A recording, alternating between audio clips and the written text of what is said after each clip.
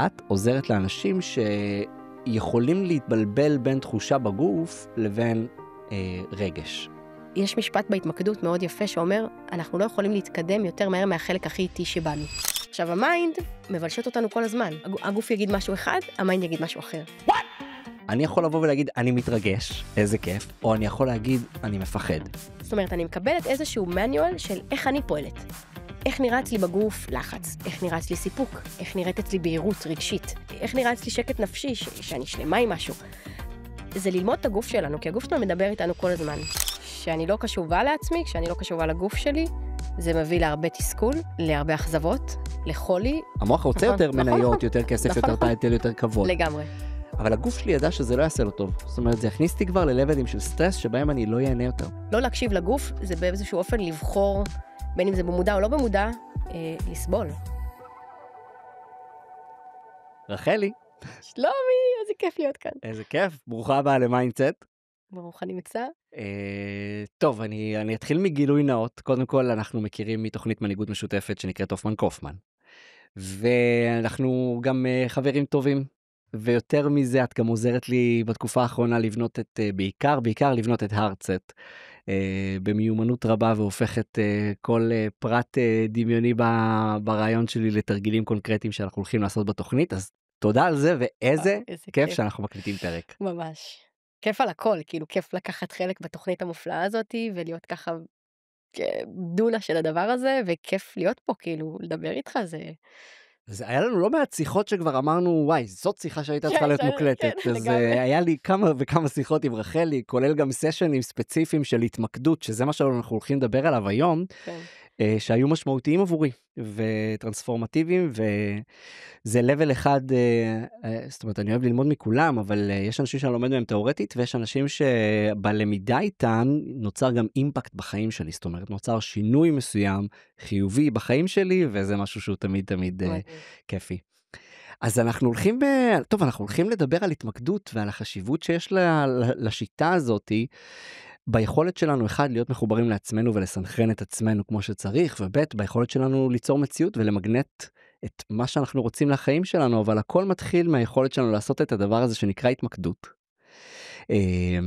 ואני אגיד רגע לפני כן, שזה אחד הדברים שאני הכי אוהב ברחלי, לרחלי יש טווח, רחלי מצד אחד יכולה לעבוד עם ארגונים ולבנות את התוכניות הכי טכניות לפיתוח מנהלים וטקטיות, אבל גם מרגשות וחווייתיות, ומהצד השני גם ללכת מאוד לעולמות עגולים של התפתחות אישית. אז רחלי קצת עולר שוויצרי, ואני מחפש עדיין איפה אני יכול להתקיל את העולה, איזה כלי, אבל בינתיים לא הצלחתי. רחלי באמת עולר שוויצרי, ועם חוזקה ענקית של עבודה עם אנשים, ותוכן, וכל מה שנמצא בין לבין, החל מהגשמה עצמית ועד לרכישת מיומנויות. אז אני לא יודע אם זאת ההגדרה שלך, אבל ככה אני מגדיר אותך, עולר שוויצרי. אני מקבלת כל פעם הגדרות אחרות, מישהו לאחרונה אמר לי בבושקה, אמרתי אוקיי, מגניב, בבושקה, עולר שוויצרי, גם מעניין. כן, אני חושב שזה דרכים שונות לתאר את אותו דבר.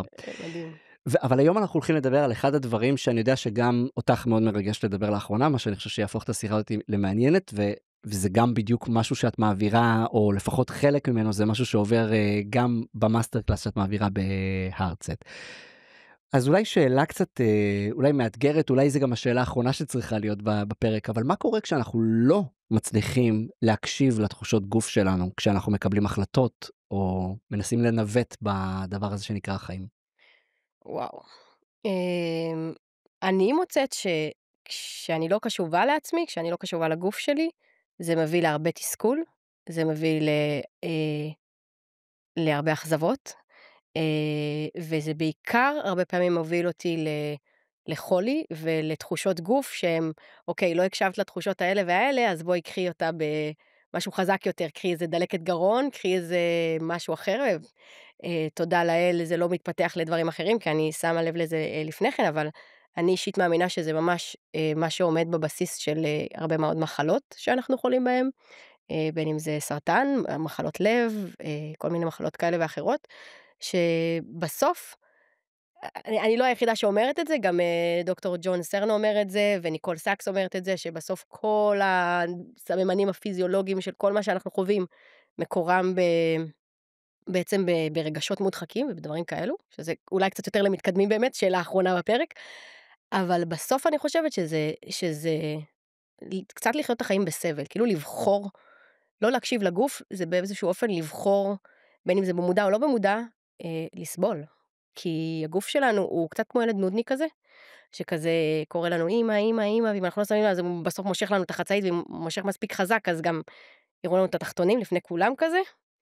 אז אני אומרת, בוא נהיה קשובים, ואולי באמא, אמא, 2-3 ראשונים, נלמד לזהות ולהקשיב, ולא לחכות להתקף חרדה מול הצוות בעבודה. בדיוק, כזה. כי כבר אין לנו יכולת להכיל. כן. אז זה מאוד מעניין. את יודעת, קראתי לפודקאסט הזה מיינדסט מתוך אמונה שהכל זה בעצם המיינדסט שלנו. עכשיו, אין ספק שגם נתתי משקל יתר לתפקיד שהראש והמוח לוקחים בחשבון. ואז תמיד אמרתי את זה, אני מאוד מודע לעצמי. עכשיו, אני באמת מודע לעצמי, אבל הייתי בעיקר מודע ובאינטגרציה עם החלק הזה. זאת אומרת, בוא ניקח את כמה אלפי או עשרות אלפי שנים האחרונות של התפתחות בני האדם, הניאו-קורטקס הקדמי, שהוא באמת החלק המפותח ביותר, וזה בעצם המחשבות והמודעות השכלית שלנו. אבל הגוף שלנו הוא חכם יותר, זאת אומרת, אפרופו במודע או לא במידה, מה שאמרנו קודם, אני חושב שכל הגוף הוא התת מודע שלנו. נכון. הוא זה שרושם את הכל ויודע את הכל. יש על זה ספר מעולה, נקרא נרשם בגוף. אז זה בעיקר על טראומה, בכללי. נכון, אבל זה לא רק טראומה, כי אפילו חוויות אחרות, נגיד, לצורך העניין לא מזמן הייתי באיזושהי סדנה, שהיא סדנה מהממת, שזה סדנת נהיגה בשטח, אבל תוך כדי עם קואוצ'ינג. והיה שם איזשהו אתגר בשטח, כן, אני אחבר אותך, כי זה נראה לי מבול אתה. והיה שם איזשהו אתגר בשטח, של כאילו לעבור איזשהו עלייה, שבסופה יש כזה סלע גדול, וכאילו בסוף, זה לא רכב שטח אגב, זה רכב שהוא סובארו, טרנטה של פעם, כזה כמו גרוט הראלי כזה, הם נקראים Man to Drive, המלצה חמה, ככה ממש המלצה חמה, הם עושים אחלה סדנאות לארגונים, למנהלים, ומפרגנת להם פשוט כי הם באמת עושים משהו אחר, שלא ראיתי הרבה עושים, ואני עומדת שם בעלייה הזאת, ואני כאילו יודעת שמה שאני אמורה לעשות כדי לעבור את הסלע הזאת, זה לתת גז. וכל פעם לפני, ואומנם עשיתי את זה פעם ראשונה, פעם שנייה כבר די, כאילו אני לא טועה הרבה, אבל כאילו אני באה לעבור את העלייה הזאת, ואני שמה לב שאני נותנת גז, ושנייה לפני זה אני מורידה את הרגל מהגז. ואז מי שמלווה אותי אומר לי, תראי, את יכולה לסגת אחורה, אם את רוצה נעשה עכשיו כאילו רוורס את כל הירידה, וכאילו אפשר ללכת מדרך אחרת, שזה כבר הכניס אותי לאיזשהו טאקל כזה ביני לבין עצמי, רגע, ומה הוא מצפה ממני לעשות כזה, כאילו, פתאום חשבתי, רגע, מה הוא רוצה שאני אעשה? אוקיי, ששמתי לב פה לאיזה משהו אוקיי, רגע, זה היה ממש לשים לב על אמת, ברגע האמת, מה קורה לי בראש, כאילו, למה פתאום, כאילו, למה זה שהוא הציע לי את זה, פתאום משנה את כל מערכת השיקולים שלי, כי אני אמרתי שאני נכונה לעבור את האתגר הזה, וזה מה שאני רוצה לעשות. והדבר השני, זה שפתאום הבנתי שכמה פעמים בחיים, אני כאילו מה שאני צריכה לעשות זה לשים רגל על הגז, אבל אני, רחלי, עוצרת את עצמי.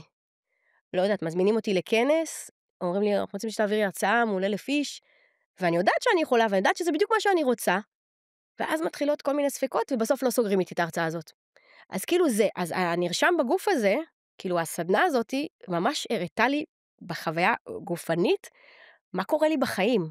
אז זה נכון, הנרשם בגוף כתוב על טראומה, אבל בסוף הגוף שלנו, הוא חווה הכל. תחשוב שאתה נכנס לפגישה עם לקוח חדש, אתה ישר מרגיש, אם זה ניצוצות ספרקלינג באוויר, או שזה כזה, איך לא בא, כאילו, לא בטוח שבא לי על הלקוח הזה, אז זה כזה מתחיל רגע, ואז אפרופו המיינד, מתחיל כזה, אבל כדאי לך שלומי, כאילו, מה, זה חברה טובה, זה לרזומה, כל מיני כאלה.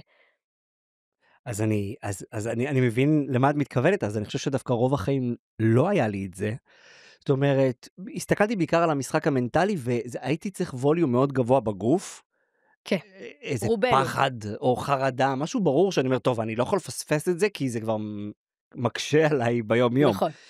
כשבפועל, אם אנחנו באמת רוצים להתחבר לחוכמה הזאת, לחוכמה של הלב, לחוכמה של הגוף, שזה קצת שתי אינטואיציות שונות, אבל כל אחת מהן חכמה, ובסוף כשהן עובדות ביחד, המוח, הלב, הגוף, אז אנחנו באמת יכולים בניואנסים, זאת אומרת, אני לא צריך אירוע גדול כדי להגיד, לא, הבטן שלי צעקה, אל תעשה את זה, אלא ממש ברמת האם נכון לי לעשות עכשיו את הטלפון הזה, או לא נכון לי לעשות את הטלפון הזה, זה ממש ניואנסים איך כדאי לי להתקדם בדבר הזה.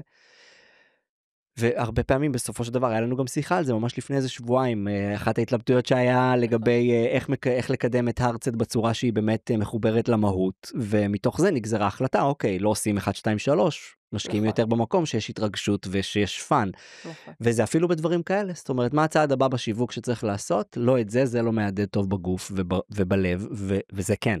לגמרי. וזה לחיות את החיים ככה, כאילו זה ממש לחיות את החיים ב... זה לא רק, זה, כאילו אני קוראת לזה חיבור ללב, כי זה באמת הכל, אפילו שהלב הוא לא רק הלב, אלא כאילו החיבור לגוף שלי הוא חיבור ללב, כי הלב הוא המשאבה שפשוט מפעילה את הכל. אז זה ממש זה. וכשחיים את החיים בצורה הזאת, זה הדבר הכי מדהים שיש, כי אני בעצם מחוברת כל הזמן למה שהכי נכון לי, למה שהכי מדויק לי. מה יותר טוב מזה?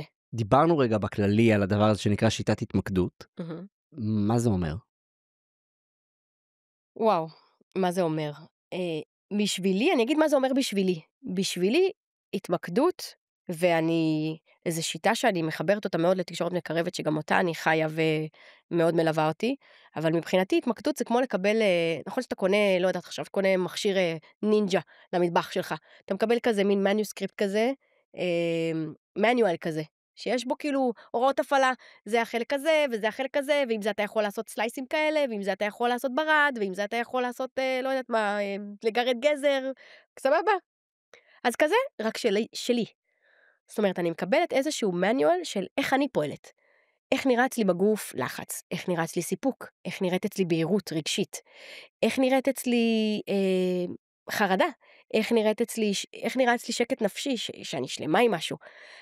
זה ללמוד את הגוף שלנו, כי הגוף שלנו מדבר איתנו כל הזמן. עכשיו, מדבר איתנו מימים ימימה, ואחת הסיבות אגב, שאתה, כאילו, בשאלה הראשונה ששאלת, כאילו, מה קורה שאנחנו לא מקשיבים לגוף, אחת הסיבות שאנחנו לא מקשיבים לגוף, זה כי מלמדים אותנו את זה מגיל קטן. נכון, באה דודה, אומרים לך, חמודי, אל תתבייש מדודה, תן לה נשיקה, תן לה חיבוק. זאת אומרת, כבר מגיל קטן, אנחנו לומדים באיזשהו אופן, לא לכבד את הגוף שלנו, לא לכבד את זה וואלה, לא מתאים לי כרגע, כאילו, לא רוצה. לא רוצה את האישה הזרה הזאת עם הריח החזק הזה של הבוסם הזה, או עם הליפסטיק האדום שתן לי נשיקה. וזה יוצר אצלנו איזשהו מנגנון של כאילו, הגוף אומר משהו, ואנחנו אומרים לו, שתוק, כאילו, שקט, רגע, שקט. אפרופו המיינד, כן. אני מחליט. עכשיו, המיינד מבלשת אותנו כל הזמן. כל הזמן יש לו, כאילו, הגוף יגיד משהו אחד, המיינד יגיד משהו אחר. ולהיות בקשב לזה, זה מפתח אדיר של רגע, שנייה. נכון שהמיינד שלי אומר עכשיו דבר כזה, אבל הגוף שלי אומר משהו אחר, וזה לפעמים ניואנסים הכי קטנים שיש. אז מבחינתי התמקדות זה פשוט ללמוד לדבר עם הגוף, וזה לקבל את המניואל הזה, את החוברת הדרכה הזאת שלי, ספר הדרכה שלי, של עצמי. כאילו, מה יותר טוב מזה? אז לפני כמה פרקים הוצאתי פרק שנקרא של מי הזהות הזאת בכלל, וזה פרק שבא וקצת מתחכה אחרי הדרך שלנו, זאת אומרת באנו, גדלנו בבית ספר, עברנו כאילו הכל היה מסגרות מאוד מאוד עוטפות וסופיות כאלה, עם מערכת חוקים מאוד ברורה, שהמטרה שלה היא להפוך אותנו לחלק מתבנית, כדי שנוכל להתאים למערכת. נכון. מעצם היותנו חלק מתבנית, אנחנו מוותרים לצורך העניין גם איפשהו על הגוף שלנו, כי מה, אני אמור לשבת פה 6 שעות על הכיסא הזה. ואם יש לי פיפי, אז אני לא יכול לצאת, כי אין הפסקה. נכון. ואני רעב, נכון. ואני צמא. אבל זה לא רלוונטי, אני צריך להתאים לתבנית של הזמנים של מישהו אחר, ולכן אני מתרגל לוותר על הגוף שלי, ובעיקר להישאר עם המוח שלי. אז זה גם מה שלימדו אותנו, וגם הקונפורמיות הזאת שמערכות שנים אחרי שנים, שלא לדבר על צבא, שכאילו לימד אותי, מה זה, אתה תלך לישון, מתי שתלך לישון, יהיה לך שטש, מתי שיהיה לך שטש, ועכשיו בסדר, זה הצבא, אוקיי, העניין הוא שפשוט התרגלנו, באמת לחיות בניתוק, ואז כל זה נגמר, והלכנו, עוד עשינו קצת טיול אחרי צבא, אולי שם דווקא היינו מחוברים, אבל אז חזרנו לתוך הלחץ של האוניברסיטה, עכשיו להתחתן, עכשיו ילדים, מי אתה בכלל, בוא, עזוב, אל תספר לי שיש לך תחושות משלך ומחשבות משלך. יש מין צ'קליסט כזה. שמשכיח אותנו, אבל. שבין אם הוא נכון לי או לא נכון לי, אני כאילו מחויבת ללכת לפיו.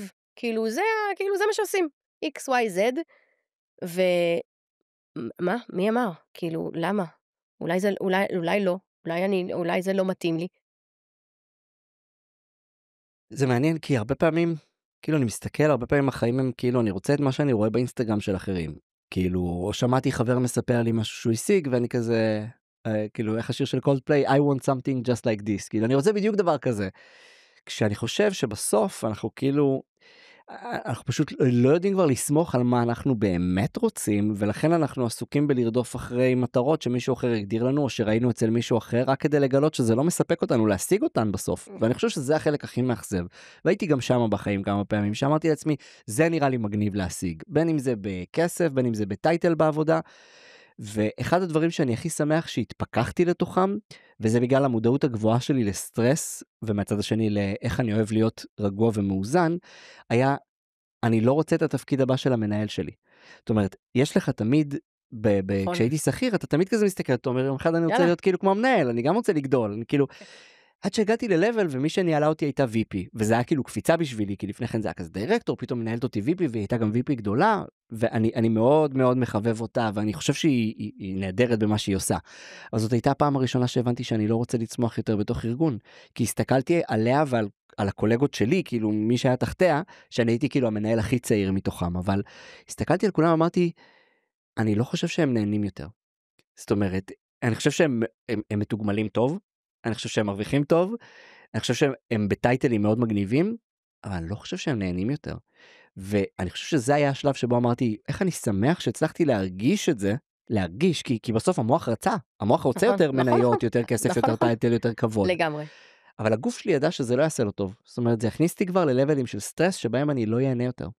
מדהים. ואת האמת, זה מחזיר אותי למה שאמרתי קודם על העניין הזה, שגם תקשורת מקרבת מאוד עוזרת בזה, כי אפרופו הרצונות האלה, שאתה אומר, אני רוצה משהו, מה שיש לו, אני רוצה בדיוק כזה. שתקשורת מקרבת אומרת לנו, רגע, סבבה שזה מה שאתה רוצה, אבל מה שאתה רוצה זה בסרפס, בוא כנס לעומק, מה אתה צריך, למה אתה זקוק באמת, שלומי.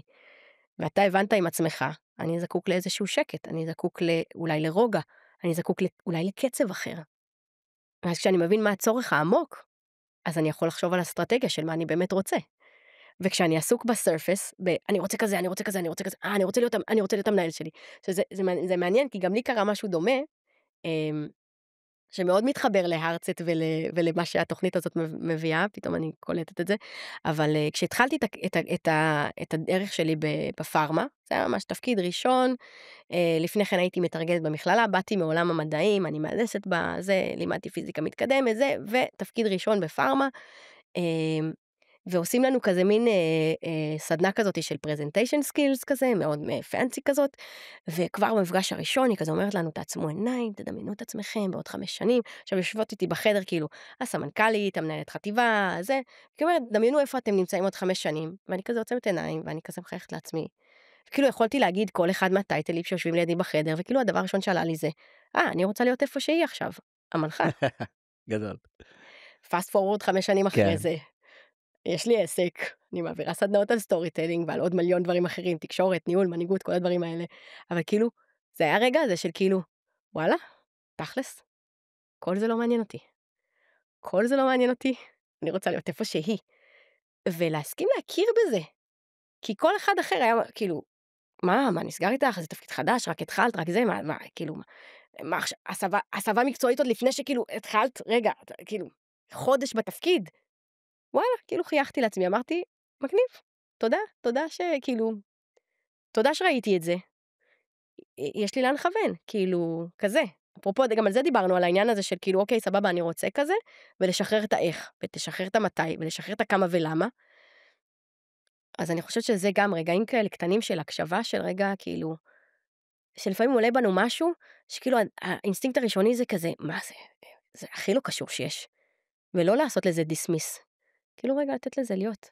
אז את אמרת מקודם משהו, את אמרת בהירות רגשית, ואני רוצה רגע להשאיר אפילו רק את המילה בהירות, כי כאילו, עוד לפני שאנחנו נכנסים לקטגוריות שלה, כי בעולם כל כך רועש, בהירות הופכת להיות כוח על. זאת אומרת, היכולת שלך להשיג בהירות לגבי משהו. אז אחד, הייתי שמח לדעת מה זה מבחינתך בהירות. 2, למה זה כוח על? ו3, ואנחנו נעשה את זה אחד אחד, אבל 3, איך התמקדות עוזרת לנו להגיע לנקודה של בהירות? אוקיי, אז השאלה הראשונה זה מה זה בכלל בהירות? כן. אז בשבילי בהירות זה רגע של מין ידיעה ברורה עם עצמי, מה הכי נכון עבורי באותו רגע, הוא לא דורש הסברים, אין בו בהכרח מילים, יש ממש, אצלי נגיד בגוף, יש ממש תחושה פיזית לבהירות הזאת. נורא קשה לתאר אותה, אבל זה כאילו הכל קורה וכלום לא קורה. כאילו כל תא ותא בגוף שלי עושה בדיוק מה שהוא צריך לעשות, לא יותר ולא פחות. ויש מין שקט כזה של, אני יודעת שהכל עובד כמו שצריך, אבל אני כאילו לא מרגישה כלום, זה כאילו ריק מלא. אוקיי? אני יודעת שזה סותר. זה כמו לשתות מים. זה כאילו, זה פשוט לדעת שיש בזה הכל ואין בזה כלום, זה כאילו רגע כזה מאוד מאוד מזוכח. והסיבה שזה כל כך חשוב, אז רגע, לפני שאנחנו עוברים לסיבה שזה חשוב, אני רוצה לתת את הזווית שלי על בהירות, כי דווקא כשאת ענית על בהירות, את דיברת על בהירות התגובה, ואני דיברתי על בהירות ההתבוננות. אוקיי, אז אני רוצה להוסיף על זה ואז תוסיף, ואני אגיד זה לא הוגן, כי אני סתם... טוב, יאללה, צודק. לא, אני צוחק. צודק. לא, סליחה, אתה אורחת, תמשיכי. כי הזכרת לי מה רציתי עוד להגיד על זה, לא רק כן. ברמה הפיזית של התחושה הגופנית. רציתי להגיד שלמשל לצורך העניין, בהקשר להחלטה מסוימת, כשיש לי רגע של בהירות בהחלטה מסוימת שאני רוצה לקבל, אז זה לא משנה מה יש ברגע הזה, מה שמשנה זה שזה מוליד אצלי משהו מאוד מאוד שלם, שלא משנה איזה consequences ואיזה השלכות יהיו להחלטה הזאת, או לצעד הזה, או למה מה שאני רוצה לעשות, או לאן שאני רוצה להגיע, או מה שאני רוצה להחליט לגביו, אני אוכל לעמוד בזה, כי הייתי שם נוכחת על מלא, עם אפס הפרעות מבחוץ, באיזשהו חיבור עמוק מאוד לעצמי ולמה שבאמת נכון עבורי, והייתה שם את הבהירות שאני יודעת שכאילו יש שם איזושהי ידיעה פנימית של, אוקיי, זה הדבר שאני רוצה לעשות. אני מקווה שאני מצליחה להסביר את זה בצורה טובה, אבל אצל כל אחד זה נראה אחרת, אבל זה מין איזושהי השלמה מאוד מאוד ברורה עם עצמי לגבי משהו. אז אני מקווה שאני לא חוטא פה בזה שאני פירקתי את זה לשלוש סוגים של בהירויות, אבל מתוך הדברים שאת אומרת, אני אומר לעצמי, אוקיי, בגדול זה אמנם לא מרגיש ככה בפועל, כי זה לא תהליך טכני, זה תהליך מאוד כזה תודעתי רגשי, כשאת מעבירה... וגם גופני. התמקדות וגופני, אבל בסוף, בפועל, אם אני מפרק את זה, השלב הכי חשוב הוא הראשון, הוא בהירות המבט, כי אנחנו הרבה פעמים חושבים שאנחנו מסתכלים על הבעיה, היא לא בכלל הבעיה, זאת אומרת, זה לא בכלל הדבר שבאתי לפתור, זה הרעש, זה הלכלוך שיש לי על העדשה. ואני חושב אני חושב שזה השלב הראשון, כאילו לדעת, כאילו בוא נייצר בהירות באיך שאנחנו מסתכלים, ודווקא מהחוויה שיש לי איתך, לא בהכרח יש קשר בין בהירות הבעיה לבהירות התגובה. נכון. כי קודם כל להבין רגע מה באת לפתור ובוא נדייק את זה, זה שלב אחד.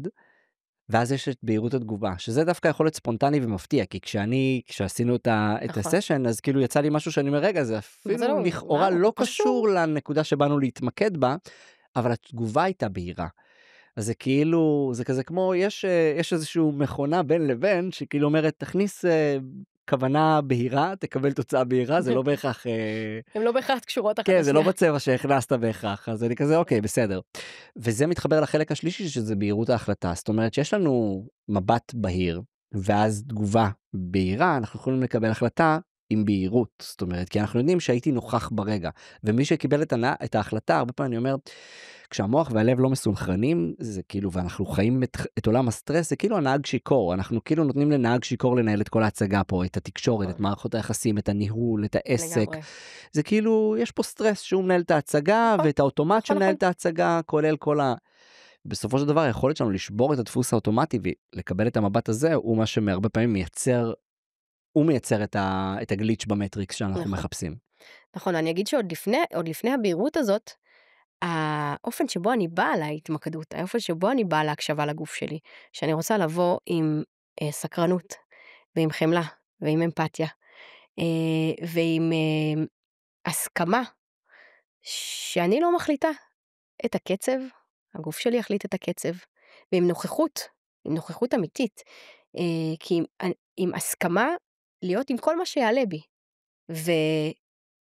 וממש העניין של הקצב הוא סופר חשוב, כי גם עכשיו שמגיעים אליי לליווי, אז לפעמים יש איזשהו משהו שאני רוצה להחליט עליו, אבל רגע, שנייה, לא תמיד זה יקרה במפגש אחד, אולי זה יקרה ב2, 3, 10, חצי שנה, שנה. יש משפט בהתמקדות מאוד יפה שאומר, אנחנו לא יכולים להתקדם יותר מהר מהחלק הכי איטי שבנו. ואני אחזור על זה, אנחנו לא יכולים להתקדם יותר מהר מהחלק הכי איטי שבנו. יש בנו כל מיני חלקים, אחד מאוד מהיר, אחד מאוד איטי. אחד רוצה את הקצב הזה, אחד רוצה את הקצב הזה. בסוף, מי שמכתיב את הקצב, זה החלק הכי איטי. כמו שאתה אומר, לפעמים אני באה לפתור בעיה מסוימת, בכלל משהו אחר, אני מקבל בהירות לגבי משהו אחר, שזה בדיוק זה. החלק הזה אולי עוד לא בשל, שאני אקבל איזושהי החלטה בהירה לגביו, אבל החלק הזה כן. בעצם זה שאני מוכנה לדבר עם החלק הזה, אז החלק הזה, גם אני פה. ולכן הסקרנות הזאת וההסכמה באמת להתמסר לזה להסכים להיות עם מה שעולה. כאילו, אני נכנסת להתמקדות, אני לא יודעת מה אני אפגוש. פשוט להסכים לפגוש את זה. וכמובן זה דורש מרחב בטוח ומיומנות, אבל בעיקר זה דורש סקרנות והמון חמלה וסבלנות, שזה יעשה בקצב שלו, כאילו ממש בקצב שלו, וכשאנחנו לומדים את זה, אז אני יודעת גם לזהות עם עצמי, יש פה את החלק הזה, יש פה את החלק הזה, אני יודעת לזהות אולי יש פה איזה חלק ביקורתי, אני יודעת לזהות שאם אני פתאום נהיית עייפה באמצע סשן שעושים לי, שאולי זה איזשהו חלק שהוא, אתה יודע, עייפות זה הרבה פעמים מנגנון הגנה כזה של, אוקיי, רגע, אם אני נרדמת עכשיו במפגש הזה, סימן ששם זה משהו חשוב, אבל אולי הוא עוד לא מוכן, הוא עוד מסתתר, אז כאילו גם לא להיות יותר מדי פושי. זה המון המון הקשבה, זה דורש המון המון הקשבה, שהיא מדהימה, כאילו ללמוד להקשיב לגוף שלנו. אז אולי שאלה שהיא קצת קשה, אבל איך את מלמדת להיות קשובים לגוף? איך לומדים את זה? זאת אומרת, אני אומר, אוקיי, יש אנשים שאינטואיטיבית, את מדברת, והם שומעים את הפרק הזה, והם אומרים, אוקיי, סבבה, אני עושה את זה לבד, אינטואיטיבי, הם מחוברים. אני חושב על אנשים אחרים, זאת אומרת, שזה לא בסביבה שלהם. לצורך העניין, אני מסתכל על עצמי, כן? כאילו, עצמי לפני 2.5 כאילו, אוקיי, גבר, עובד בהייטק, כל הרוב היום שלו במשרד, משפחה, ילדים, משכנתה, עניינים. כאילו, איפה אני ולהתחבר לגוף? ואיך, אז כאילו אולי השאלה שלי היא, איך אפשר ללמוד את זה, ואיך זה קורה בזמן מפגש של התמקדות? וואו, אז זה כמה שאלות ביחד. הייתי מפרקת את זה לכמה של בכלל, בואו נהיה מחוברים לגוף שלנו. כאילו, אני זוכרת שפעם, סליחה, זה כאילו קצת, זה קצת מוזר לדבר על דבר כזה בפודקאסט, אבל אני בכל זאת אדבר על זה, אבל כאילו, אח שלי היה גר בצפון, בצימר כזה שהפכו אותו כאילו ליחידת השכרה כזו של סטודנטים. ואני זוכרת את עצמי יום אחד מתקלחת, ובגלל שזה כזה צימר, אז זה כזה ג'קוזי, שהוא גם המקלחת, ומולו יש את הכיור והראי. עכשיו אני תמיד, כאילו בגלל שזה ג'קוזי שיש לו כזה מין דרגש כזה שאתה יכול לשבת עליו, אז תמיד כזה התקלחתי בישיבה, ובאותו יום התחשק להתקלח בעמידה. פתאום מצאתי את עצמי מול הראי, עומדת, ואני כאילו רואה את הגוף שלי, כאילו עכשיו, כמה אנחנו כבר רואים את הגוף שלנו בלי בגדים? אנחנו יוצאים מהמקלחת, ישר מתלבשים, כאילו, המפגש הזה כאילו היה, וואו, רגע, שנייה, כאילו, כמה זמן לא ראיתי את הגוף שלי, כאילו, אותי, כאילו, בסדר, פה חצי דקה, פתאום אני עומדת מול עצמי, דקות ארוכות במקלחת. אז הבנתי כמה זה חשוב בכלל לפגוש את הגוף שלי, כאילו, לראות, אפרופו אמרת, בהירות של המבט, כמה אנחנו בכלל פוגשים את הגוף שלנו. אז זה דבר אחד. דבר שני, זה אפילו בתחושות, כאילו, ללכת יחפים, למשש דברים, לגעת בדברים, לגעת באוכל שלנו, כאילו, אוכלים במזלג, אנחנו, כאילו, רגע, שנייה, יש פה כל מיני דברים. זה אפילו עכשיו הבחירה שלי לשבת ישיבה מזרחית על הכיסא, אנחנו בפודקאסט, כאילו, את יושבת מכובד וזה, לא, אני אוהבת לשבת ישיבה מזרחית, אז אני קבל אותי ככה, this is who I am, this is what my body needs, כאילו, זה מה שהגוף שלי מבקש.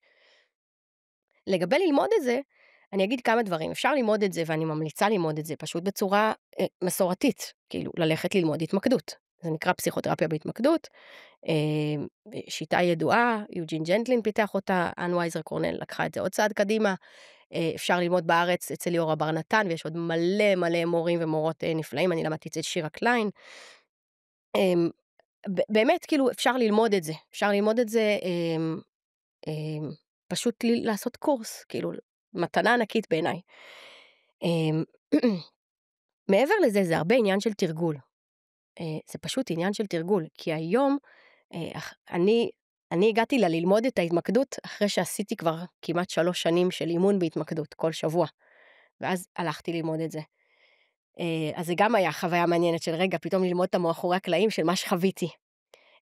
וזה פשוט לתרגל את זה. זאת אומרת, התרגול של האימון ההתמקדות, ועד היום יש לי אימון בדרך כלל אחת לשבוע, לפעמים זה יותר שיחה, לפעמים זה יותר באמת ממש בגוף, כי התמקדות היא בגוף, אבל יש לי מישהי שמלווה אותי, וממש משתדלת שיהיה לי את ההתמקדות גם כזה, על לעצום עיניים, מה שאתה מכיר, ולהיות עם הגוף, וזה ממש רק לתרגל את זה. וזה לתרגל את זה, וככל שאני מתרגלת את זה, אז אני פשוט יודעת מה הסימנים שלי, כי הסימנים שלי הם לא הסימנים של שלומי, הם לא הסימנים של המורה שלי, הם לא הסימנים של מי שמגיע אליי להתמקדות. אז זה ממש, כאילו, איך הכי טוב ללמוד את זה? לתרגל. כאילו, איך הכי טוב ללמוד לשחות? ללכת לים, ללכת לבריכה, כאילו, אז לשחות. אני אחדד את השאלה, לא התכוונתי לאיך ללמוד את זה ברמת איך ללמוד את זה כמקצוע, אלא איך אנחנו מתחילים לשים לא לב. כמקצוע. לא, כאילו גם ברמת כאילו פשוט לתרגל את זה, גם זה קצת מאתגר. עכשיו ברור לי שקשה לתת תשובה, כי אנחנו מדברים, זה קצת כמו בפרק שעשיתי עם שניר על סאונד, כאילו תבוא תספר את החוויה שלך מגונגים. אחי, לא. לך תעשה גונגים, נכון. תראה מה קורה. נכון. דרך אגב, זמן טוב להפעיל לחץ מתון על שניר, לכל מי שמאזין לפודקאסט ורוצה ששניר יחזור לעשות גונגים בארץ, זה הזמן. אבל רגע ברצינות, כי יש הבדל גדול בין תחושות לבין רגשות, אבל הרבה פעמים אנחנו יוצרים חיבור ביניהם. דוגמה, אני מרגיש לחיצות בבטן העליונה שלי, אוקיי? אני מרגיש שם איזשהו לחץ. עכשיו, מפה אני יכול לבוא ולהגיד, זה בתחושה. אני יכול לבוא ולהגיד, אני מתרגש, איזה כיף, או אני יכול להגיד, אני מפחד. כי בסופו של דבר הם יושבים די באותו מקום, ברמת התחושה בגוף הם יכולים להיות לא כאלה רחוקים, בטח בעוצמות המתונות שלהם, אני לא מדבר על פחד שהלב דופק, או התרגשות שהעיניים בורקות. מדבר על הדברים היותר עדינים, ופה גם התמקדות נכנסת. נכון.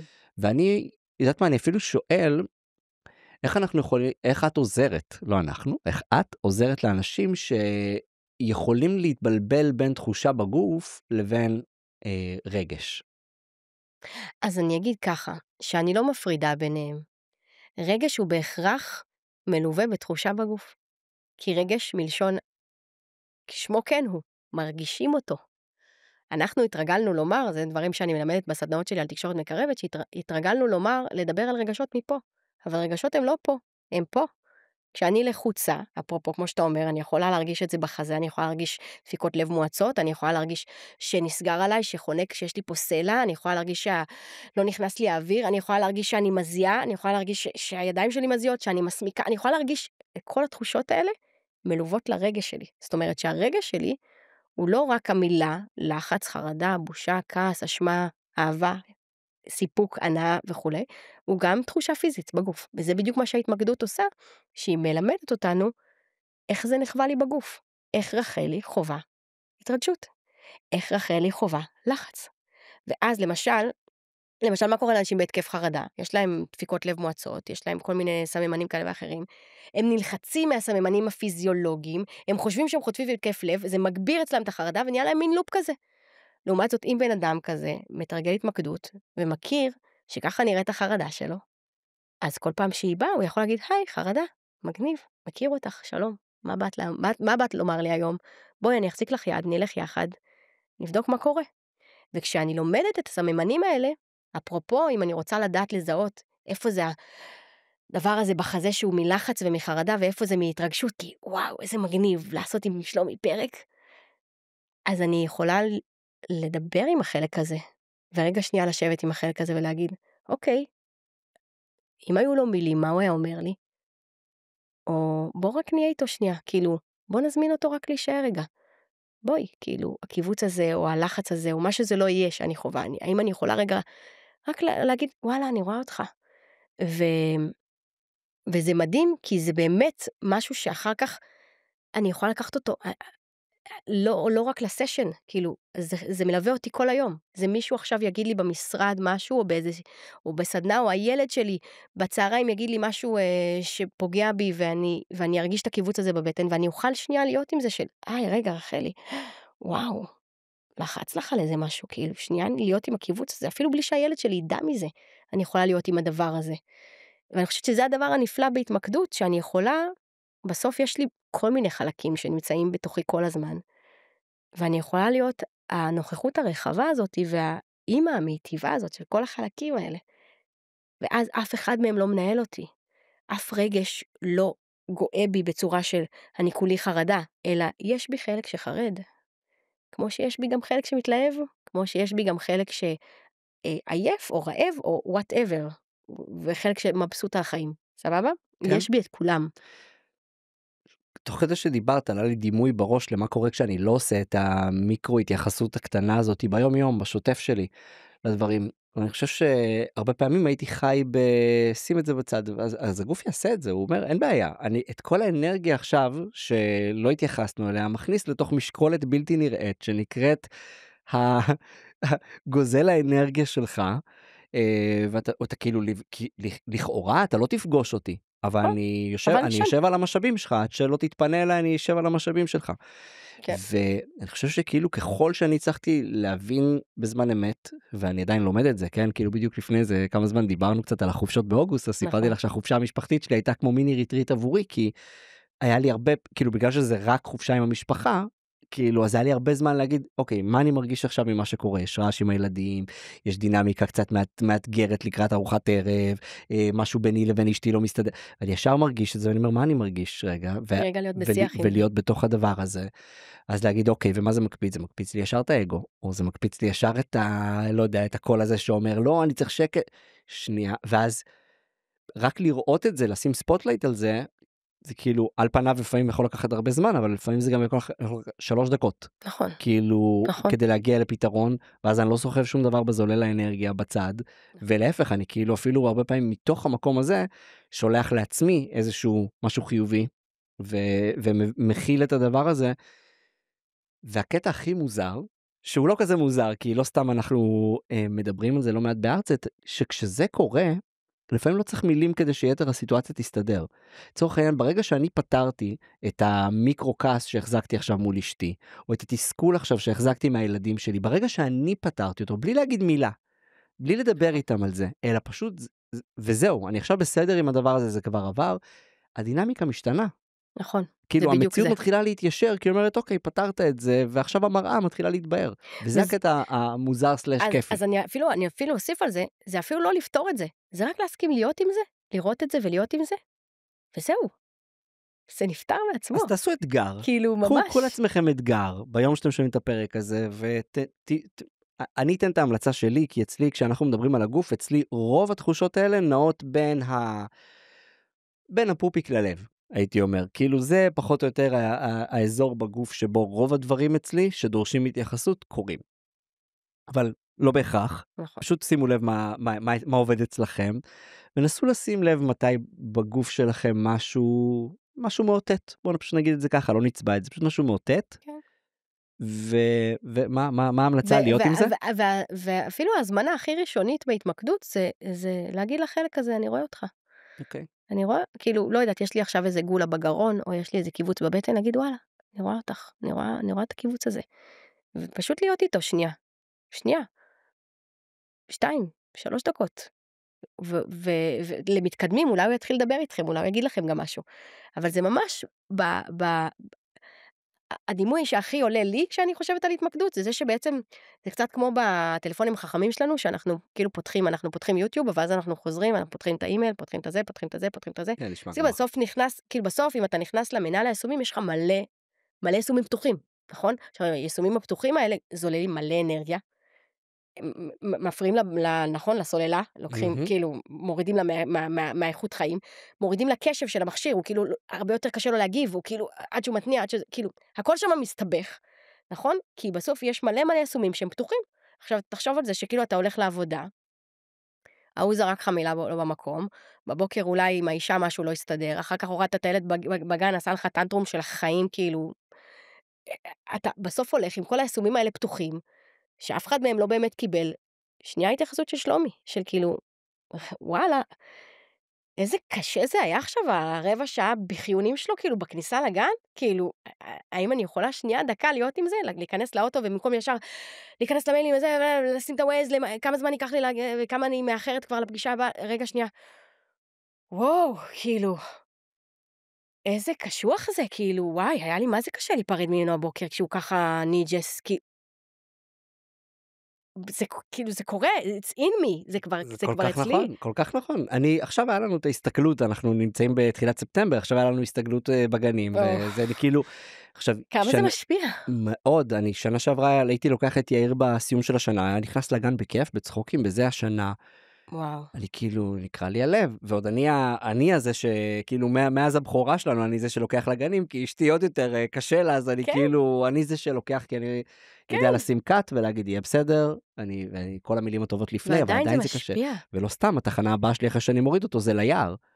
כאילו, בכל מקרה אני תמיד אלך ליער בבוקר כשאני יכול, אבל שזה דרך אגב, אפרופו עוד דרך, כאילו, שבה אני מוריד את הרעש מסביב, אפרופו אפליקציות, כאילו, זה עוזר לי לסגור את האפליקציות מסביב, ולהישאר עם אלה שבאמת חשובות לי עכשיו. לגמרי. אוקיי, אז אני רוצה לעבור לשאלה הבאה שלנו, אנחנו מדברים לא מעט, בטח גם בשיחות בינינו, עד כמה, זאת אומרת, המציאות הרבה פעמים תתיישר ותתעצב לפי מי שאנחנו. לא רק לפי מה שאנחנו אומרים שאנחנו רוצים להיות, אלא מי שאנחנו מאפשרים לעצמנו להיות, וברגע שאנחנו יכולים להיות הדבר הזה, אז הרבה פעמים, מה שנקרא יצירת המציאות, המגנות של מה שאנחנו רוצים לחיים שלנו קורה, מתוך המקום של הזהות החדשה.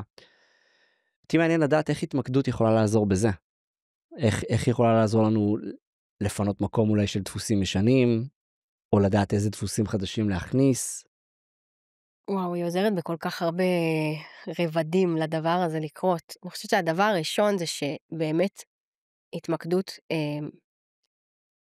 בגלל שהיא בעצם מזמינה אותנו ומבקשת מאיתנו להיות קשובים לכל מיני חלקים בנו, שהם גם ככה כבר שם, אבל פשוט עוד לא קיבלו מקום או לא באו לידי ביטוי, אז היא הרבה פעמים גם עוזרת לנו לנקות המון המון דברים שיושבים בסיסטם שלנו, וגם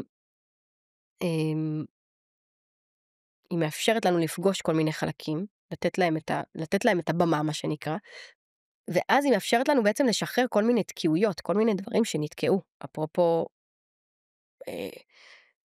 אפרופו כל מיני שינויים שמתבקשים, שפתאום הגוף מבקש, וואלה, אוקיי, ואז אתה שואל, כאילו עולה איזשהו חלק, ואתה שואלים, או לקראת סוף ההתמקדות, אולי, כי אנחנו מדברים עם החלק הזה, מה הוא היה מבקש מאיתנו, ופתאום יש לו בקשה מסוימת. זה יכול להיות שהוא מבקש פתאום, לא יודעת מה, להתחיל לעשות התעמלות.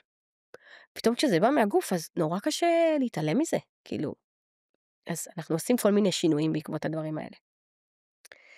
דבר נוסף זה תחזור רגע לשאלה. שאלת, אני רוצה את הניסוח של השאלה, כי זה... כן, איך התמקדות עוזרת לנו לשחרר דפוסים ישנים, ולאמץ דפוסים חדשים מתוך עיצוב של הזהות של מי שאנחנו רוצים להיות. אוקיי. אז זהו, אז אני חושבת שמה שההתמקדות מגלה לי, היא בעצם באיזשהו אופן חושפת לי את האני האמיתי שלי. בסדר? כי אמרנו שהתרגלנו לא להיות קשובים לגוף שלנו, ובעצם הגוף שלנו מדבר איתנו כל הזמן, ואנחנו קצת כזה כאילו לא מקשיבים לו. ופתאום כאילו ההתמקדות היא מזמינה את האני הזה, רגע, אנחנו כן מקשיבים לך. ואז כשאני כן מקשיבה על הגוף שלי, אז אני יכולה באמת להיות מי שאני. כי את הגוף שלי רק לי יש, ומה שיש לו להגיד לי, רק הוא אומר לי. אז זה בהכרח גורם לי זה גרם לעצב את כל החיים שלי אחרת, כי פתאום מה שהיה נראה לי, או כמו שאמרתי בהתחלה, שהמיינד שלנו כל הזמן אומר כל מיני דברים, זה פתאום ללכת לרעיון עבודה, וזה קרה לי, ולצאת מהרעיון עם בוקס בבטן, ולהבין שכאילו, no fucking way, סליחה על הבוטות, אין סיכוי שבעולם, אפילו שזה היה כאילו, וואו, חתיכת הזדמנות עסקית נקרא לזה, בסדר? לפני איזה שנתיים, מהמכללה לאימון אחת המצליחות בארץ, רוצים שאני אעביר שם קורס, וכאילו זה הכי מתאים לרזומה, ופה ושם, והכי יקדם אותי, כאילו זה מה שהמיינד שלי אומר לי, אבל זה הבוקס הזה שאני כאילו לא יכולה להתעלם ממנו, וזה לפתוח את הסילבוס של הקורס שאני אמורה ללמד, והבוקס הזה הופך לביתה, אז אני מבינה, אין סיכוי שאני מתעלמת ממנו, וזה להיות קשוב לזה. אז אפרופו, מי אני רוצה להיות, או איך זה מעצב את הזהות של מי שאני, זה שאוקיי, זה לוקח אותי בדיוק למקומות שנכונים עבורי, כי אני יודעת שמה שהיה קורה זה שאם הייתי כן לוקחת את התפקיד הזה, זה היה מתנקם בי. הייתי נהיית חולה, משהו שם לא היה עובד, לא הייתי נהנית מזה. כמו שדיברנו על העניין הזה של השיווק, של רגע, שנייה, אבל בסוף כאילו מה, כמה מאמץ וכמה אי נוחות, בשביל משהו שכאילו, וואלה, הכי מלהיב אותי בעולם, אז לא, אז כנראה זה לא המקום.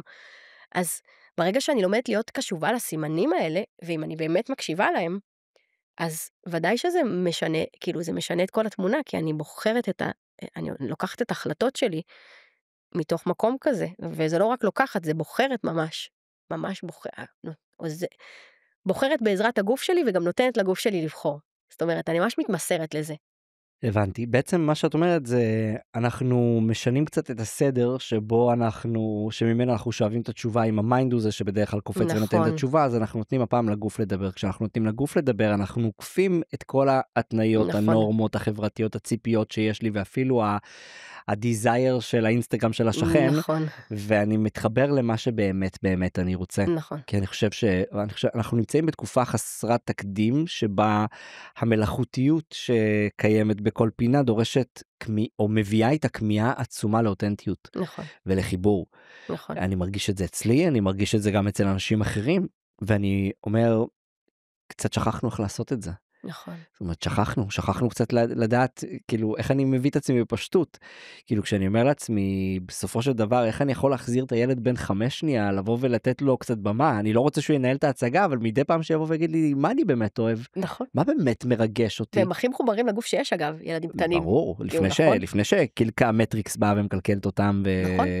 וגם וכן אתה הלאה. אמרת את זה קודם, וגם אני אמרתי את זה קודם, שזה, לא תמיד יש לזה מילים אפילו. אין לזה הסבר. לבוקס הזה בבטן, לא בהכרח יהיה לו הסבר, אבל הוא שם. ואז השאלה היחידה זה, האם אני שמה לב אליו בכלל? ואם שמתי לב אליו, האם אני מקשיבה לו? כי יש כאלה שיגידו, רגע, אבל כאילו, מה?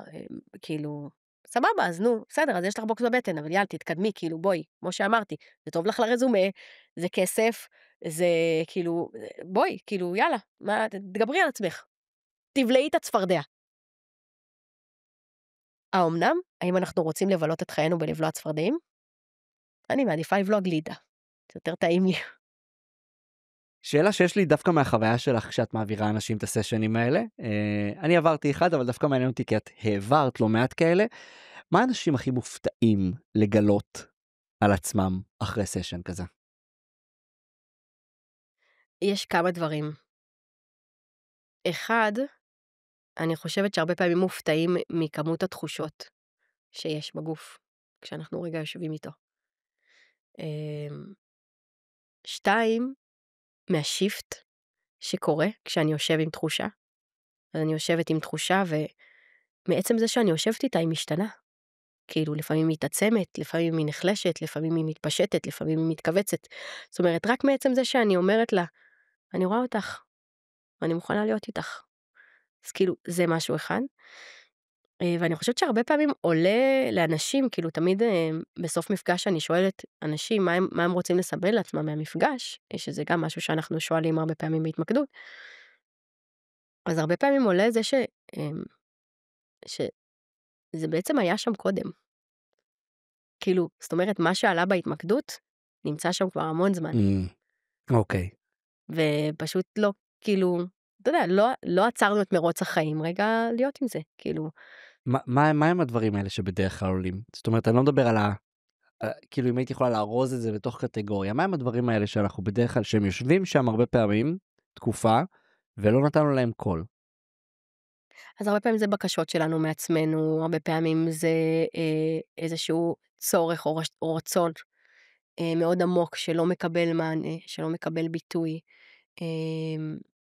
הרבה פעמים זה כאילו זה ממש זה, שכאילו, מה שעומד וואו, בינינו כמה לבין הגרסה לא המדויקת שלנו. הקשבתי לעצמי, כן. כמה אני לא מקשיב לעצמי, כמה אני כאילו כזה. אז זה, בסוף התוצאה היא לבוא ולהקשיב למשהו שביקש להיות יותר מדויק אצלי, ובדרך כלל אותן עכבות שאנחנו מדברים עליהן בדרך כן, כלל, בין אם זה אמונות מגבילות או ציפיות של החברה ממני, שמנעו נכון, ממני, או פחד, שפשוט מנעו ממני מלהסיר את הדבר הזה, שהרבה פעמים הוא מיותר אולי בחיים שלי. כן, כן, ממש ככה, שכאילו אפרופו להיות מי שאני, זה ממש וואו, זה ממש מפתח מדהים למה באמת, מי זה אני הזה, נכון? כי הוא לפעמים כל כך מכוסה בכל כך הרבה דברים, אני לא יודע מי זה, אני כאילו, שכאילו, גם בפרק מי הזה, הוא? אני לא יודע, אני רק יודע שככל שאני שואל את עצמי מי אני, את מכירה את המשחק הזה של אלן וואטס מדבר על האגו, והוא אומר, האגו הוא כמו, הוא בעצם הפושע הכי מתוחכם בעולם, כי הוא מחכה בקומת הכניסה, ואיך שהמשטרה מגיעה, הוא עולה לקומה הראשונה, ואז המשטרה באה, סורקת את הקומה הראשונה, ואומרת, אוקיי, הכל בסדר, נקי פה.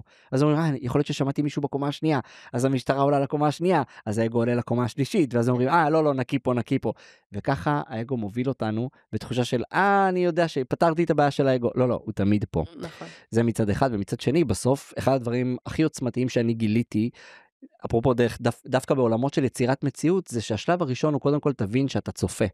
זאת אומרת, אתה לא רק המשתתף בהצגה הזאת, אתה גם צופה בהצגה הזאת, כי כשאנחנו מסוגלים להיות הצופה, רק אז אנחנו מורידים בחשיבות של דברים מסוימים, כי אנחנו מבינים שהכל פה זה חוויה שאנחנו צופים בה. נכון. זה גם מה שפותח לנו את האפשרות רגע, אם אני צופה באיזשהו סרט, יש פה אינסוף פריימינג בתוך הסרט הזה, שאני יכול אולי לבחור על אחד מה אני עושה מהם. פאוז. בדיוק, על מה אני עושה פאוז ולאיזה סצנה אני רוצה לקפוץ. נכון. שזה אחד הדברים הכי עוצמתיים שאני גיליתי ביכולת שלי לייצר מציאות, גם בסגמנטים של היום וגם במשהו כללי יותר.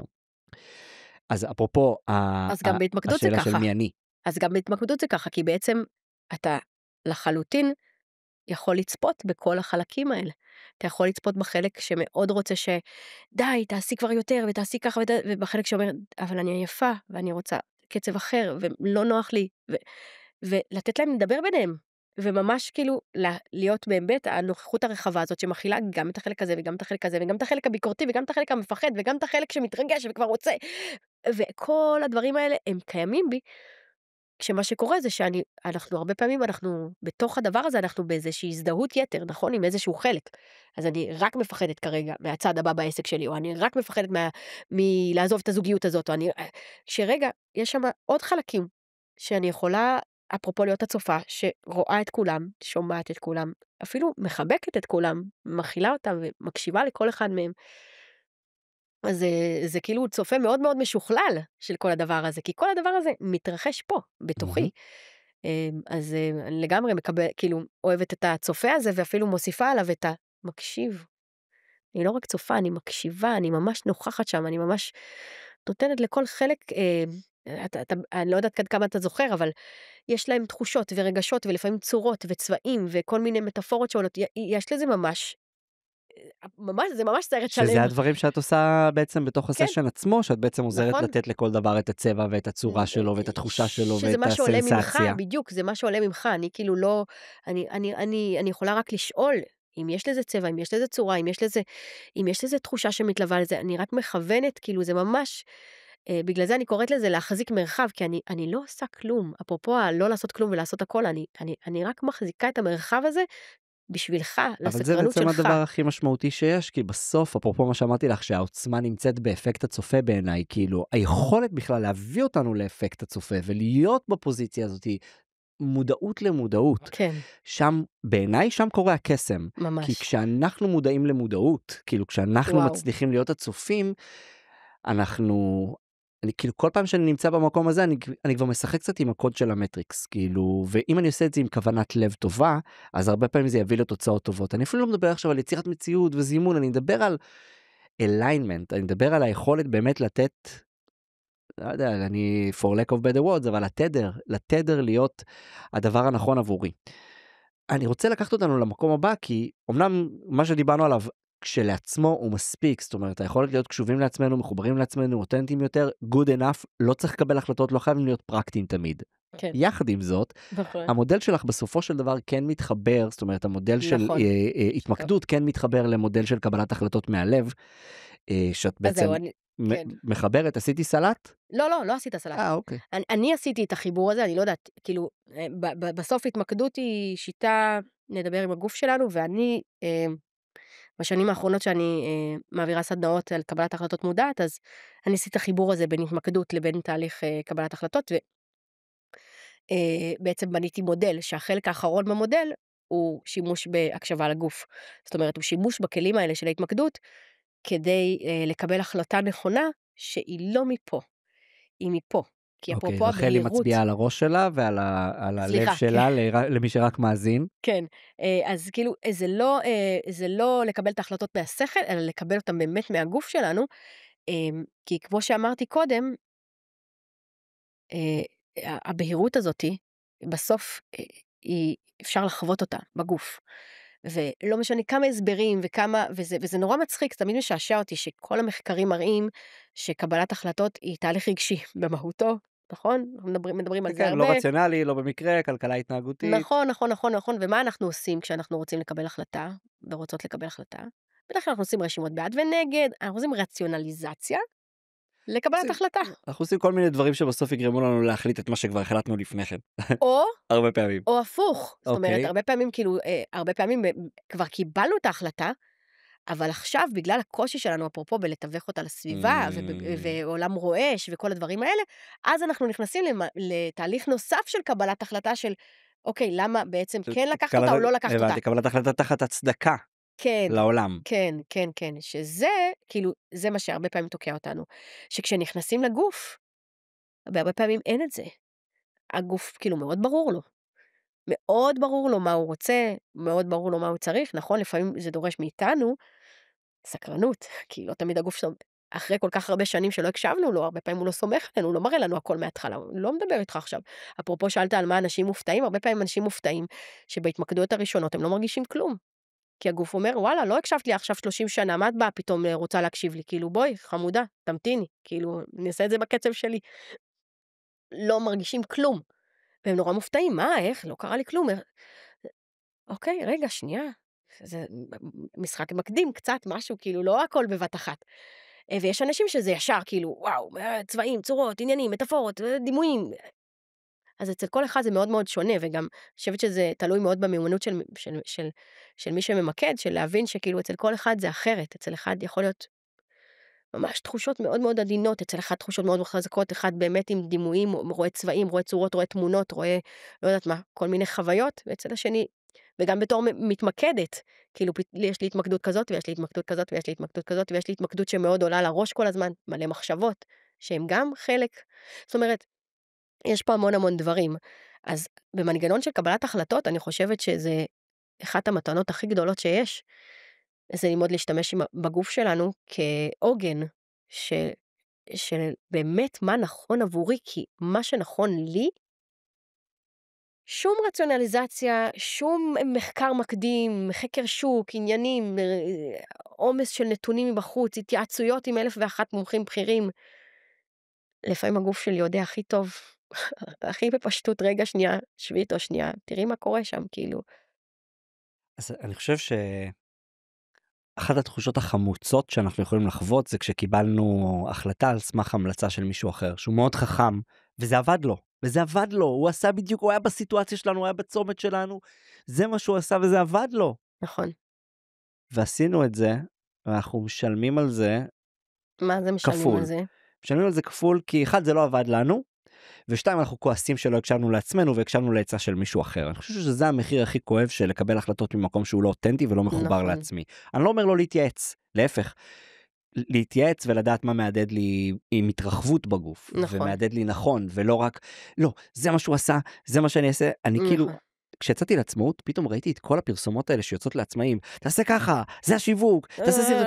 משפך, עניינים. אמרתי לעצמי, אוקיי, שלומי, אתה כאילו עוד לא תמים כזה, ואתה בן 40, אבל אני אומר לעצמי, כואב לי הלב על עצמאים, שבסוף כל כך קשה גם ככה להיות עצמאי, ואתה רואה את כל הפרסומות שנועדו מראש לטרגט את הפחדים הכי גדולים שלך, ולהראות לך איך הוא הצליח והוא הצליח, ואתה חייב ללכת בדרך שלהם. לגמרי. אני אומר, וזה רק כאילו, אוקיי, סבבה, זה עוד העסק שלך, יש את החיים עצמם. עכשיו, חשוב לי לבוא ולדבר, כי אני מרשה לעצמי להגיד את זה, כי אני יודע שאת מדברת על זה בעצמך, זה לא רק בהחלטות קלות. זאת אומרת, כאילו, זה קל לבוא ולהגיד, קיבלתי החלטה, כן לקחת את התפקיד, לא לקבל את ההצעה הזאת, אבל בסוף, את גם בן אדם שיודע לעמוד, ואני חושב שפה זה when the rubber meets the road, כשאנחנו באמת עומדים מאחורי המילה שלנו, גם בהחלטות קשות בחיים. נכון. לעשות את הדבר הזה, וגם כשצריך לשלם מחירים, לדעת שאנחנו עומדים מאחורי זה. נכון, אבל זה מחזיר אותי ממש למה שדיברתי עליו בתחילת השיחה, גם על הנושא של הבהירות, וגם על הנושא של מה ההתמקדות נותנת לנו. אוקיי. שכשאני לוקחת את ההחלטות מהמקום הזה, ממקום מחובר, ממקום מאוד נוכח, ממקום מאוד קשוב לי, no regrets. אין שום שלב בדרך, ואנחנו, כאילו אנחנו, הרבה מהשיחות שלנו, אנחנו מדברים על מה שקורה איתי בחיים האישיים שלי, על הגירושין הקשים שאני עוברת כבר כמעט שנתיים. באמת, זה תהליך, בסיוטים הכי גדולים שלי לא חשבתי שזה יגיע למה שזה הגיע, וזה כל פעם meets another, איך אומרים, תחתית חדשה. כן. ועדיין אין שם שום רגע של חרטה, אין שם שביב אחד של אולי צריכה לעשות ככה, אולי לא היה כדאי, אולי בכל זאת, אולי... שקט, יש שם שקט, יש שם ההבנה שזאת ההחלטה בין הטובות שקיבלתי בחיים שלי, עשיתי אותה ממקום כל כך מחובר, כל כך קשוב, אפרופו הכאבים המטורפים שהיו לי בגוף לפני זה, בחודשים של להגיע לקבלת ההחלטה הזאת, זה היה ממש, זה כאילו, זה אין לי דרך להסביר את זה אפילו, אבל זה בדיוק זה, המקום הזה שמגיע לשקט בגוף, וזהו, אתה יודע שזה הדבר שנכון לך. עכשיו, אנחנו יכולים לנסות להתחמק מזה, ולהגיד, אבל מה, אבל זה וזה, יש משהו, יש משפט שאני מאוד אוהבת לומר בסדנאות שלי, זה סבבה, כמו שאתה אומר, זה סבבה להתייעץ, זה סבבה לקבל אינפורמציה, אבל מאוד חשוב לבדוק האם בסוף אנחנו מקבלים את ההחלטה על סמך האינפורמציה שקיבלנו, או שהאינפורמציה מקבלת את ההחלטה עבורנו. כי לפעמים אנחנו נותנים כל כך הרבה משקל לאינפורמציה שקיבלנו, שבסוף האינפורמציה הזאת מנהלת את ההחלטה. זה כבר לא מה נכון לשלומי, זה מה אמרו לי, זה מה יעצו לי, זה מה הוא אמר, זה מה אמא שלי אמרה, זה מה דודה שלי, זה מה בת זוג שלי. זה כבר אין פה שלומי. אין פה שלומי שלוקח החלטה עבור שלומי. יש פה מלא אנשים שנכנסו לי למערך השיקולים, שאני לוקח החלטה שנכונה עבורם. אני לא רוצה להיות במקום הזה. אני רוצה להיות במקום שלוקח החלטה שנכונה עבורי. ואת זה רק הגוף שלי יכול לומר לי. כאילו זה מחזיר אותי כל הזמן אליי. כי זהו, אין שום דבר בחוץ שיכול לתת לי את התשובה שנכונה עבור רחלי יותר מהגוף שלי. אז תודה על השיתוף הזה, ובכוונה העליתי את זה, כי אני חושב שהרבה פעמים, במיוחד בשיחות האלה, התפתחות אישית, ואז זה נשמע הרבה פעמים כאילו מרחפים וקופצים ויוצרים מציאות וזה, ובסופו של דבר, אני יכול להגיד גם על עצמי, כמו ששיתפתי לא מעט פעמים בפודקאסט, בסופו של דבר הצמיחה הכי גדולה שלי הרבה פעמים, זה דווקא מהמקומות האותנטיים, הקשים, בגיל 40 לעזוב הייטק, מתוך החלטה שהיא סופר סופר בהירה, נכון. ונחתתי ישירות לתוך מלחמה, זאת אומרת, כן. ולא מעט פעמים שאלו אותי, ואם בדיעבד היית עוזב בתקופה הזאת, אני אומר, ברור שהייתי עוזב, כי אם לא הייתי עוזב אז לא הייתי עוזב לעולם, כי הייתי לתוך מלחמה, מי עוזב עכשיו ועבודה בתוך מלחמה ויוצא לעצמאות? אף אחד, ואז לא הייתי במסע הזה עכשיו, לא הייתי עושה את הצעדים האלה עכשיו, אז כן, כואב, קשה, לא פשוט, אבל אני חושב שזה בדיוק העניין, אני חושב שזה היכולת לבוא ולהגיד, אוקיי, זה לא איזשהו מודל תיאורטי שנמצא שם באוויר, אלא זה משהו שפוגש את השטח, גם כשקשה וגם כשאף הבוץ, אתה יודע למה אתה פה. נכון, וזה מעבר לזה, אני אגיד שזה גם לא רק להחלטות הקשות, כי זה גם להחלטות הקלות. כן, כן. כי זה גם לפתוח את המקרר ולבדוק עם עצמי, עם הגוף שלי, מה הכי בא לי עכשיו לאכול. או ללכת לגלידריה ולבחור לפי מה שמרגש לי את הבטן, את הטעם של הגלידה, וזה אפילו לשמוע פודקאסט שיש לי מיליון פרקים של פודקאסט שאני רוצה לשמוע, וזה ללחוץ פליי, ולראות רגע מה קורה לי בגוף, אני מתלהבת מזה, זה מלהיב אותי, זה מרדים אותי, זה משעמם אותי, זה כאילו וואי, רק שיסתום כבר, זה כאילו וואי, אני רק שיגיד עוד, כאילו, הגוף שלנו מדבר גם בהחלטות הקטנות והקלות, וגם בהחלטות הקשות. זה ממש כאילו מתאים להכל, ולכן אני אומרת, זה מה שאני אוהבת בהתמקדות, שזה ממש משהו שאפשר לחיות אותו. אני לא רק מתרגלת התמקדות בסשנים של התמקדות, אני יכולה לחיות את זה. אני יכולה לחיות את זה בשיחה עם חבר או חברה, או אפילו עם בן הזוג לשעבר שלי, ולהגיד, וואי, אני מרגישה את הגוש הזה רגע בגרון, השיחה הזאת קשה לי מדי, אני מבקשת להפסיק אותה שנייה, כאילו לא, משהו פה קורה לי. וזה להיות קשובה לגוף שלי ברמה הזאת של, הסימנים שם כל הזמן, אבל אני כבר לא משתיקה אותם, אני להפך, אני נותנת להם את המקום, אני אפילו שמה אותם על ווליום, אני רוצה לשמוע אותם. אז זה כל הזמן. אני חושב שזה בדיוק, זאת אומרת, אחת המטרות, או אולי אחת התוצאות, תוצרי לוואי שקורה בתוך הארץ, זה שאנחנו לומדים לזהות את התחושות שלנו בתור מצפן לחזרה לתדר. שנכון לנו, כל פעם שאנחנו באמת באותנטיות, בהתרגשות, בהתרחבות, בקוהירנס, מרגישים את זה. אנחנו בדיוק, אנחנו בתדר אחר. נכון. כשאנחנו יוצאים ממנו אנחנו גם מרגישים, ואנחנו לומדים גם איך מרגיש כל אחד הצדדים, ואיך אנחנו חוזרים חזרה לתדר שלנו. אולי גם הזדמנות טובה לבוא ולשאול, את מעבירה את אחד המאסטר קלאסים בהרצט, ואולי גם הזדמנות, אולי מהזווית שלך אפילו לחבר את הנקודות, כי יש, לפני שהם פוגשים, בעצם שהמשתתפים פוגשים אותך, יש את כל הסשן שאנחנו לומדים קצת על הזהות הישנה, על הדפוסים הישנים שאנחנו מוכנים להיפרד מהם, מתחילים להבין רגע מי זאת הדמות החדשה הזאת, מי אני האותנטי, וזה לא בהכרח להלביש עליי משהו, כמו לשחרר משהו שחסם את מי שאני באמת. ובאיזשהו שלב שם את מגיעה ועושה להם מאסטר קלאס על התמקדות, והייתי רוצה לשאול אותך איך את רואה את החיבור הזה בין כל מה שדיברנו עליו עכשיו פה, לבין התוכנית שאת מכירה אותה אפילו די טוב, הייתי אומר. אפילו די טוב. אז אני חושבת שזה באמת המקום הזה של כאילו מהמפגשים האלה מהרצת יש איזושהי הזמנה באמת להמון המון סקרנות של רגע לבדוק את הדברים, להכיר את עצמנו, להכיר מה היה שם קודם, מה אנחנו רוצים שיהיה שם. יש שם המון המון משחק עם היכרויות כזה שלנו עם עצמנו. ואני חושבת שהתמקדות זה באמת אחת השיטות הכי מופלאות להיכרות שלנו עם עצמנו. רגע, כאילו כל החלקים האלה כבר קיימים בי. נכון שחלקם אולי מיותרים, הם כאילו מפריעים לי בדרך, אבל גם הם לא ילכו לפני שאני אגיד להם שלום, לפני שאני אסתכל עליהם ואגיד להם, היי, אתה כבר לא שייך לי, זה כבר לא מתאים. תודה על הכל. שחרר, תודה, שמחתי. זה לא יקרה מעצמו, זאת אומרת, גם זה, גם היכולת לשחרר משהו מהאני האוטומטי שלי, או מהאני הישן שלי כביכול, אני לא אוכל לשחרר אותו לפני שאני אראה אותו, לפני שאני אפגוש בו, כי אז איך אני יודעת מה אני משחררת? אני משחררת אולי איזה בורג סופר חשוב במערכת, כאילו רגע שנייה, אני רוצה להכיר את המערכת מקרוב, ואני חושבת שהמפגש הזה, שבאמת להכיר, ללמוד לדבר עם עצמנו, ללמוד לדבר, לתקשר עם עצמנו, עם הגוף שלנו, זה כאילו בעיניי אחת המתנות ואחת המפתחות הכי גדולים, כאילו בין אם זה להבין מה כבר ישן, בין אם זה להבין מה חדש. סתם תן דוגמה על עצמי, אני זוכרת באחד המפגשים, אני אתחיל מזה שאחת המטלות הסנועות עליי, סנועות עליי כאימא, היה להכין את הארוחות בוקר לבית ספר, כאילו את הסנדוויצ'ים, את הקופסאות, הילדים שלי לומדים כאילו, גם אם הם היו בצהרון, הם כזה קצת מפונקים, לא אהבו את האוכל של הצהרון, אז הייתי מכינה גם ארוחה חמה, אז כאילו ממש כאילו זה... באתי להגיד גם אני זה שאחראי על ארוחות בוקר אצלנו, עכשיו הוספת ארוחה חמה. אז זה כאילו סנדוויצ'ים, פסטה, היום בבוקר זה היה חמין, פנקקים. פויקה. כן, זה ממש כזה, היום זה היה, הכנתי להם סנדוויצ'ים, הכנתי לכל אחד את הסנדוויצ'ים שלו, הכנתי לכל אחד כזה סלט פירות עם גרנולה וכזה, כמו מוזלי כזה, ופנקקים, וכאילו, יש כאילו, שנאתי את זה שנאת מוות.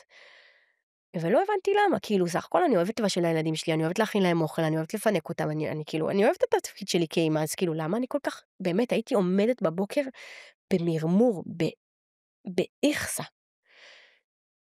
ובאחד המפגשים שלנו בקורס, שלמדתי קורס בהתמקדות, פסיכותרפיה בהתמקדות, והיה כאילו איזשהו סשן על מפגש, בעיקרון זה היה מפגש עם הילד הפנימי, אבל זה כאילו היה סתם תרגיל הכי בנאלי של כאילו, קחו משימה שאתם לא סובלים, בלה בלה בלה, טטטטטטטה, בום!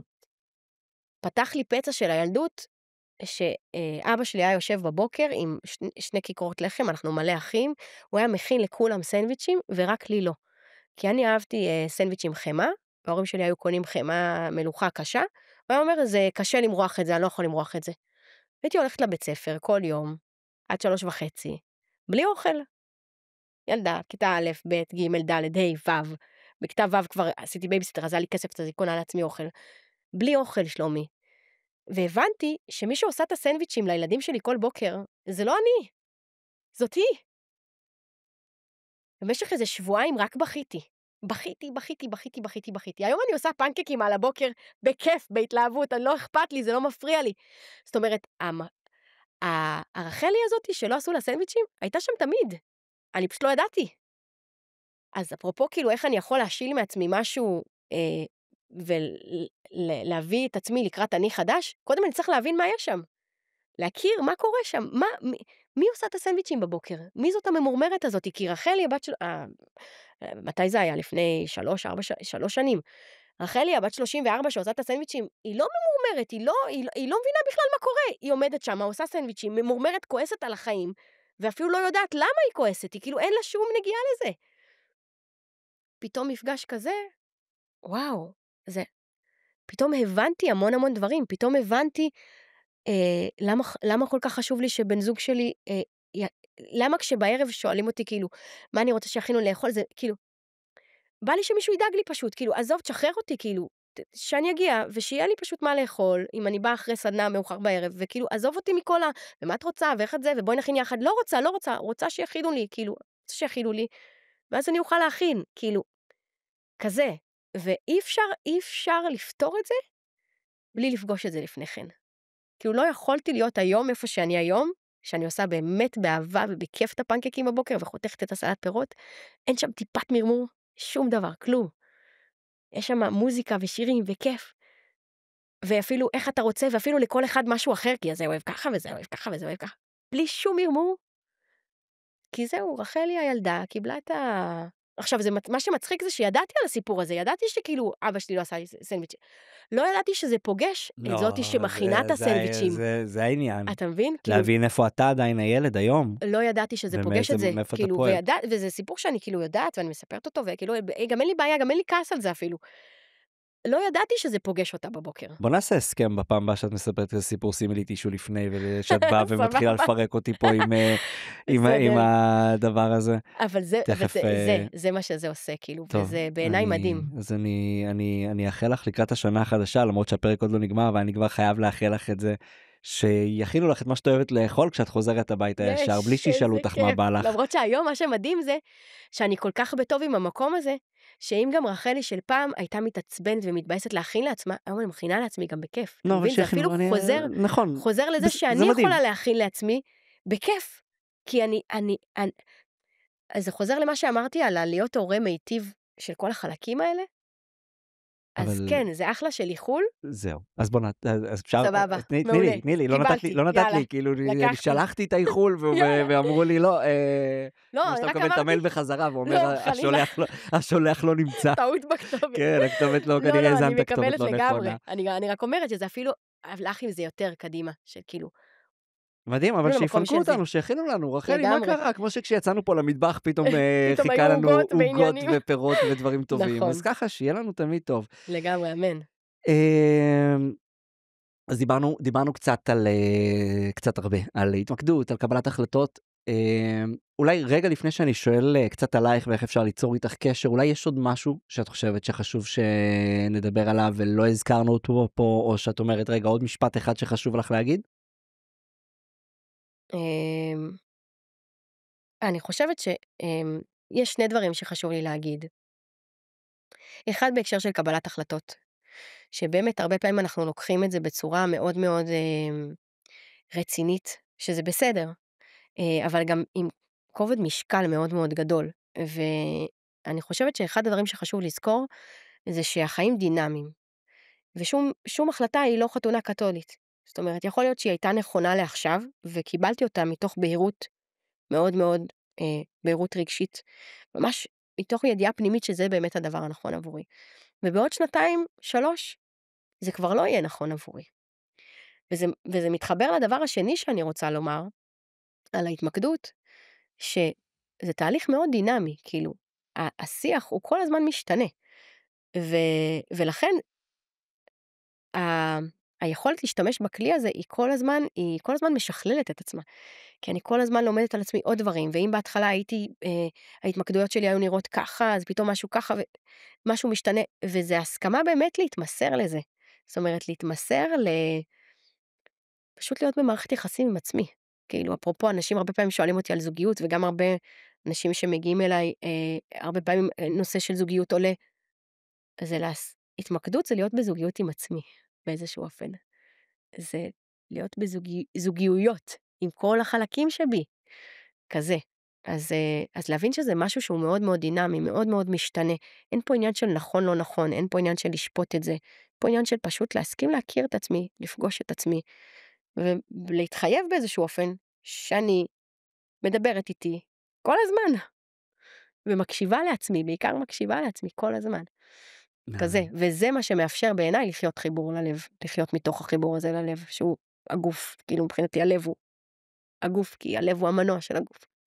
כן, מסכים, ואחד הדברים שאנחנו לומדים לעשות זה להפעיל את המנוע הזה, כאילו הרבה פעמים אתה אומר, אוקיי, הלב שלי דופק, יש דופק, ויש לחץ דם, אז הכל בסדר, אז אני אומר, סבבה, זה כמו עם הסוויץ' באוטו, יש לך אוף, יש לך און ויש לך איגנייט.